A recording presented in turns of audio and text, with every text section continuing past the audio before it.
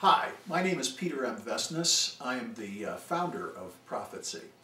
I'm frequently asked, where did the product come out of and how did we get to this? And as most things in life, they often happen more at us than by us. And it's been kind of an eclectic path for getting here. But let me go back about 30 years. I actually had, in my late 20s, early 30s, had been a think tank facilitator for the government. But I had an interesting background because I had a math background, a computer science background, a mass communications background, and a real love of economics and understanding how systems work on big scales. So I was fortunate and I got to work on some pretty interesting projects, including healthcare reform in rural America. This was way back in the 1970s. But decided that I really didn't want to continue working as a bureaucrat, essentially. So wound up starting a family, and we kind of lifestyled. But what came out of it was I began to help business owners, local business owners, understand and get through some of their problems and issues. So much so that by the very early 1980s, I wound up helping some pretty large corporations and learning a lot along the way. For most of the 1980s, I was working either with startups in technology or with very large-scale multinational corporations. I wound up moving to Minneapolis because a very large corporation up here had a failed acquisition merger, and I was asked to come in and could I help bridge that gap for them, which I did. By the time the 80s were over, I discovered that I really didn't enjoy life in the large corporate world so much, so I began to work with small and mid-sized businesses, which I found really fun. But the reason I found it fun was that I was able to take the things I'd learned in large corporations and apply them in practical ways to smaller businesses. There's that old think tank stuff again. How do we take a big picture and make it work on a very practical day-to-day basis every day? But this is what I discovered, that there were 8 core disciplines that affected every business. They affect your business like it or not. These 8 are defining the client experience. In other words, what does the client go through? What does your reception room look like? Are you serving Maxwell House coffee in a styrofoam cup or a Jura Espresso latte? Second, how do you create top-of-mind awareness in your clients?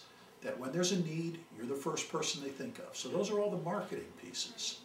Third discipline, the administrative tasks, the workflow. In other words, what are all the steps to make the business happen behind the scenes? Fourth task, compliance and regulatory law. Fifth discipline, how you're using technology. Sixth discipline, human resources and organizational development. Seventh discipline, fiscal and asset management. And 8th discipline, strategic and functional business planning. Those are the 8 disciplines it takes to run any business. And so happily, for about 25 years, I did a lot of work with companies, helping assess where their gaps were in those things, and trying to move them towards filling those gaps to help build healthier, higher valued companies. One of the things that I found was consistently the weakest element in most small and mid-sized businesses was fiscal and asset management. There are a lot of reasons why. The principals, the owners, the founders of the business, they didn't come out of B school with a finance degree. They didn't come out of, in most cases, being accountants. So they really didn't understand kind of the magic of the numbers, the resources, the assets they represented, how to create a rate of return. Usually they were the founder of the company because they had a vision, they had an inspiration, maybe they were great at manufacturing and tool and die. They were phenomenal salespeople. They had a widget that was going to transform the world. Maybe they were software developers that had an idea that could serve the population in an incredible way and change the way technology interacts with the world. Lots of things drive entrepreneurs. But fiscal and asset management usually is not among them. The second thing that I found about the weakness in fiscal and asset management is entrepreneurs know they have to do fiscal management. And so they bring in a tax advisor, a CPA, a bookkeeper, an accountancy firm to help them. And that's very important because If you don't do that, you could have massive tax liabilities and the government could become the principal owner of your business. But the job of accountancy is not the same as the job of leveraging assets and resources. And this was the big aha I had. In working with Fortune 100 multinationals over the years, they had chief financial officers, they had analysts who understood what the resources and capital were in the company and how to utilize them to create strength, stability, survive hard times, increase revenue, increase valuation in strong times. Many of them knew when to acquire, when to sit on the sidelines. Small business owners never had this available to them. The cost of it was high.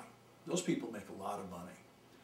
So as I continued to help a lot of businesses, and there have been probably 5,000 or 6,000 companies I've touched based on platform speaking, workshops, actually going in hands-on with a lot of businesses. The primary thing I found was the weakest element was the fiscal and asset management of the company. And once business owners understood how to create that type of leverage rate of return with the numbers, the businesses really thrived because they began to understand how all the other components, the client experience, the marketing, the top-of-mind awareness, the workflow systems, the technology, the human resources, how they were all reflected right in those financial numbers. In large companies, usually I would come in and build very, very sophisticated spreadsheets to help mitigate risk, create a path towards a change, and do it in a systematic fashion that minimized the liability of the company and help them avoid basically burning a lot of money on something that might not work. In smaller businesses, I used to take their financial histories and build pretty cool spreadsheets that help them understand some of these elements. But what happened is a lot of our clients began to say, you know, I can't rebuild these spreadsheets like you do, and you cost too much to change them. Why don't you build a software product? 4 years ago, we decided it made sense to move ahead and build an actual software product. And by that, ProfitSee was birthed. What we've tried to do is give small and mid-sized business owners the insights that CFOs and analysts in large companies have to help people who don't like looking at numbers and who have had incredible inspiration and drive and success in building their businesses really build healthier companies that take them to higher levels to bring stability, to increase valuation, and mostly to help them sleep better at night. So that's kind of how it all came about. So glad to have you as part of the ProfitSee family.